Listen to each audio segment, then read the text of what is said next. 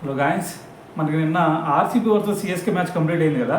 5 match చూసుకుంటే మనకి విరాట్ కోహ్లీ మరి 32 బాల్స్లోనే 62 రన్స్ చేశాడు. సో దీంట్లో మీరు చూసుకుంటే 5 6లు ఉండే, అలాగే 5 4లు కూడా ఉండే. సో మరి ఈ 62 రన్స్తో 2 రికార్డులు బ్రేక్ చేసి పక్కన పెట్టాడని చెప్పాలి.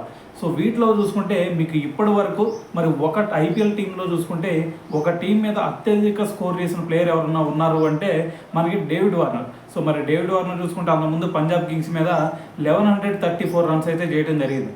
సో అయితే మరి నిన్న విరాట్ కోహ్లీ ఈ రికార్డ్ని బ్రేక్ చేసి పక్కన పెట్టాడు. సో మరి విరాట్ కోహ్లీ చూసుకుంటే ఒక టీం మీద, అది కూడా సిఎస్కే టీం మీద ఇప్పటి వరకు 1146 రన్స్ చేసి ఆ వార్నర్ రికార్డ్ ఏదైతే ఉందో సో దాన్ని బ్రేక్ చేసి పక్కన పెట్టాడు అని చెప్పాలి.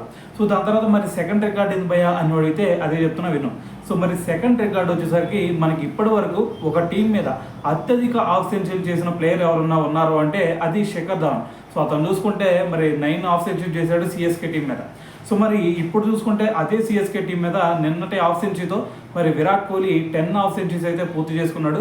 సో మరి నిన్న కొట్టిన 62 రన్స్తో ఈ 2 రికార్డులు కూడా బ్రేక్ అని అయితే చెప్పాలి. సో ఏదైనా సరే మరి ఈ 2 రికార్డులు బ్రేక్ గురించి మరి మీరేమనుకుంటున్నారు అనేది కూడా కింద కామెంట్ చేయండి.